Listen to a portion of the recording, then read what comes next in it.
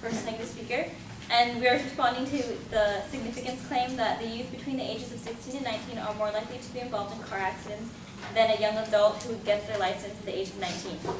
So I'd like to start off by saying that the crashes and all the problems that come with 16-year-olds being like dangerous is due to them being inexperienced, not by them being 16 years old.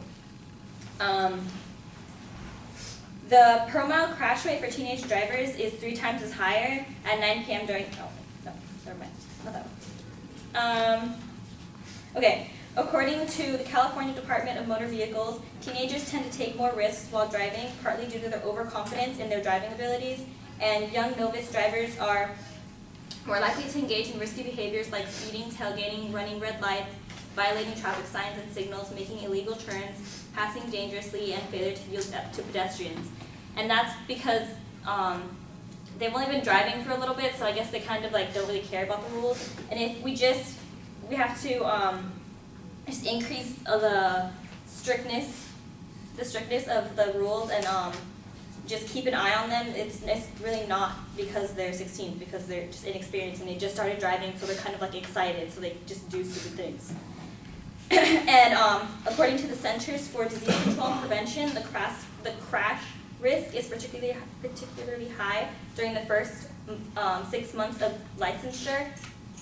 And that's, again, because they're inexperienced. It's not because they're 16, because most people get their license when they're 16.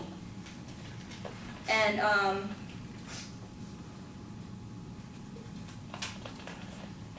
also, teenagers are more likely than older drivers to underestimate dangerous situations or not able to recognize hazardous situations. And that can be solved by just training them more.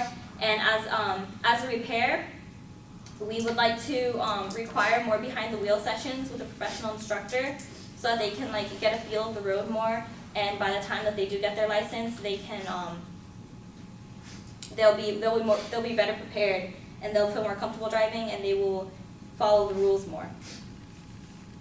And teenagers have the lowest seatbelt use, but only 54% of high school students reported that they always wear seatbelts when riding with someone else, and that's a little more than half. But it's honestly just about the education. We need to like educate them more and increase the strictness of the rules. And also, as another repair, according to the Centers for Disease Control and Prevention, research suggests that the most comprehensive graduated driver's licensing programs are associated with reductions of 38% and 40% in fatal and injury crashes, respectively, among 16-year-old drivers. So if we just make that a requirement, and we put more throughout the nation, it'll help, because it's a 38 and 40% deduction, which is kind of a lot.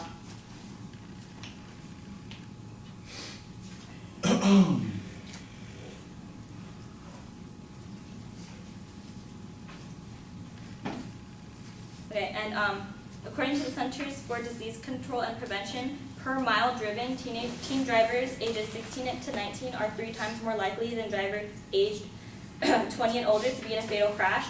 But this statistic, it still includes 19-year-olds, which is what my opponents are trying to change the rule to. So if they're trying to change it to 19-year-olds, why not just go 1 year up and change it to 20? If you change it to 20, that changes all the statistics, because 20 is not a teenager. They're out of all the statistics, and they're technically more mature. So if you're going to change it to 19, why not just 20? And also, we want to make another repair where parents need to be more involved in the process of getting a permit and a license, because according to the Children's Hospital of Philadelphia Research Institute, teens who say their parents set rules and pay attention to their activities in a helpful, supportive way are half as likely to crash. And also, teen drivers with involved parents are twice as likely to wear seatbelts. And according to USA Today, the study found that teens with parents who set rules, monitored where they were going and with whom, and engaged them in a helpful, supportive way were half as likely to be involved in a crash, and 71% less likely to drive drunk than teens with less involved parents who didn't monitor their teen drivers. So obviously, parents being involved helps them. And I think that we should make that a requirement where they have to like sign a paper or something, or they have to like actually go with them to classes. And I think that will really help with the statistics.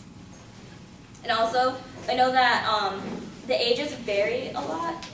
According to the Insurance Institute of Highway Safety, Montana, North Dakota, and South Dakota have the lowest age requirement, which is like 14. And Arkansas, Connecticut, Georgia, New Jersey, and Virginia have the highest, which is 17. So that obviously changes a lot. That's like a big difference. So we would also like to make the age in which you can get your license the same for all states throughout the nation.